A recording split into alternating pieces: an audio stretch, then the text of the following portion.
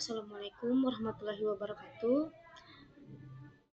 Kembali lagi kepada saya Safriyanti dengan NIM 23650052 dari kelas B Prodi Teknik Informatika dengan mata kuliah Cybercrime dan Cybercloud. Di video kali ini saya akan mereview pertemuan ketiga dengan judul latar belakang dan landasan Undang-Undang ITE. Baik, langsung saja kita ke slide berikutnya. Nah, di slide ini membahas tentang capaian pembelajaran. Capaian pembelajaran ini di sini ada beberapa poin. Poin pertama itu memahami definisi dan ruang lingkup hukum siber. Poin kedua menjelaskan sejarah perkembangan hukum siber di Indonesia. Poin ketiga yaitu mengidentifikasi bentuk-bentuk kejahatan siber. Poin keempat itu menganalisis karakteristik khusus cybercrime. Oke, kita langsung ke slide ketiga. Nah, di slide ini membahas tentang apa itu hukum siber atau cybercloud. Di sini menjelaskan definisi. Definisi yaitu hukum siber atau cybercloud merupakan bidang hukum yang secara khusus mengatur aktivitas, relasi, dan transaksi yang terjadi di ruang digital atau dunia maya secara substantif. Hukum siber didefinisikan sebagai perangkat norma dan regulasi yang mengatur pemanfaatan teknologi informasi, komunikasi digital, serta sistem elektronik dengan tujuan menciptakan kepastian hukum, melindungi hak-hak para pihak, dan mencegah serta menindak penyalahgunaan teknologi. Di sini ada istilah lainnya. Ada 3. Yang pertama, ada hukum teknologi informasi, hukum dunia maya atau virtual world law. Dan juga ada hukum Mayantara. Di sini ada cukup luas, tidak hanya kejahatan, tapi juga e-commerce, hak cipta, tanda tangan elektronik, dan lain-lain. Oke, kita slide berikutnya, yaitu membahas ruang lingkup hukum siber. Hukum siber memiliki ruang lingkup yang sangat luas, mencakup di sini regulasi kegiatan digital. Ada 4 poin. Yang pertama, transaksi elektronik, e-commerce, dan e-banking. Poin kedua, kontrak digital atau digital contract.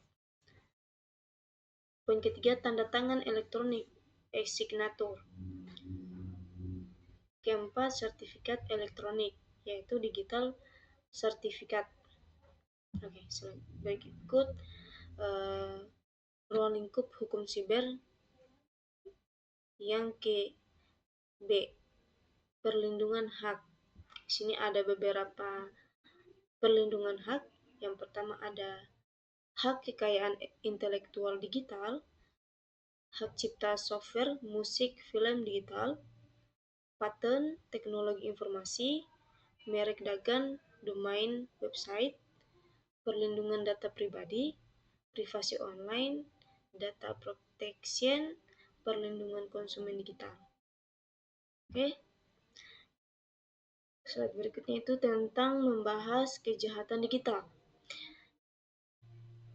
Kejahatan digital yaitu cybercrime, tindak pidana siber, hacking, penipuan online, penyebaran konten ilegal, carding, atau pencurian kartu kredit. Slide berikutnya itu aspek teknis dan keamanan. Di sini ada 3 poin. Yang pertama, standarisasi teknologi. Yang kedua, keamanan sistem informasi. Yang ketiga, digital forensik atau pembuktian digital. Selanjutnya ada etika dan tata kelola internet. Di sini ada 3 juga. Yang pertama, regulasi konten internet. Kedua, pengaturan nama domain. Yang ketiga, netralitas jaringan. Oke, selanjutnya slide berikutnya. Nah, di sini kita membahas 3 pendekatan keamanan siber. Yang pertama, ada aspek hukum atau regulasi. Poin kedua, aspek teknologi atau pengamanan sistem. Poin ketiga yaitu aspek sosial, budaya, etika, atau kesadaran masyarakat. Slide berikutnya yaitu membahas sejarah hukum siber di Indonesia. Bab 1, era para regulasi pada tahun 1980 sampai dengan 1998, masa awal kejahatan komputer. Pada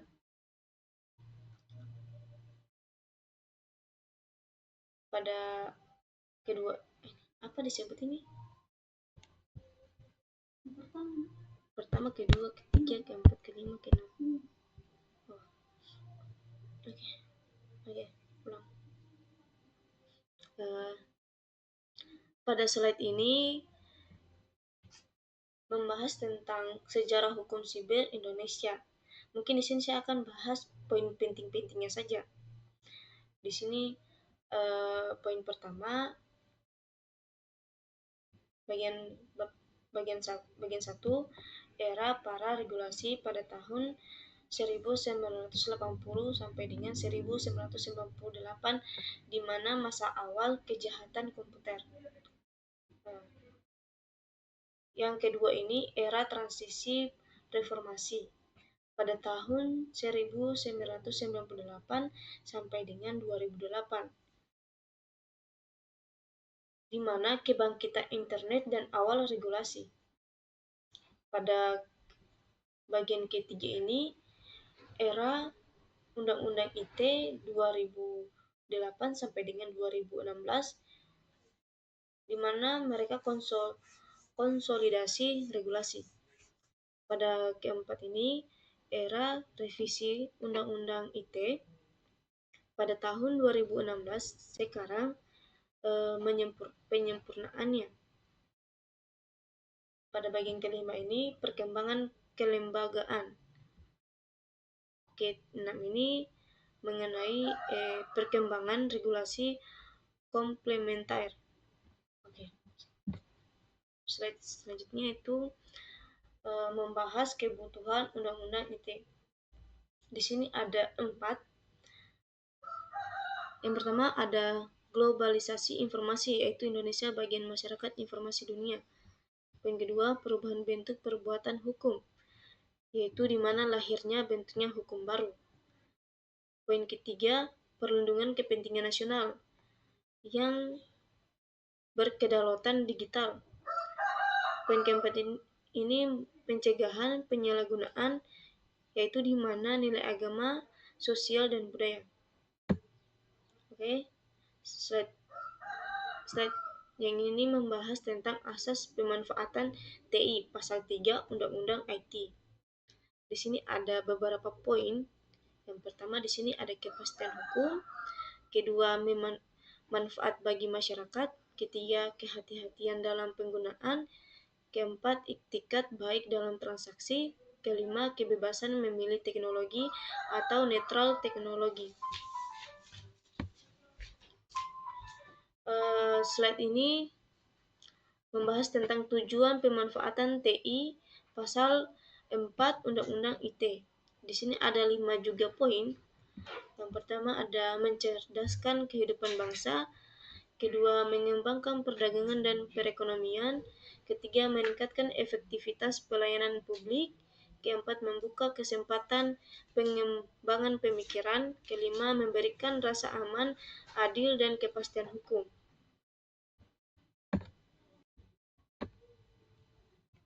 Baik, di slide ini membahas tentang studi kasus, yaitu perbankan online. Di sini ada 4 fakta, yaitu masyarakat dan perbankan gunakan TI sebagai tools.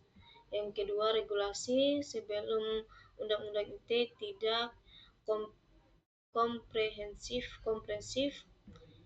Yang ketiga ini pasca undang-undang ITE, yaitu payung hukum transaksi elektronik. Di sini ada contoh, yaitu mobile banking, internet banking, dan e-wallet. Mungkin itu saja video dari saya. Bila ada kata salah, mohon maaf.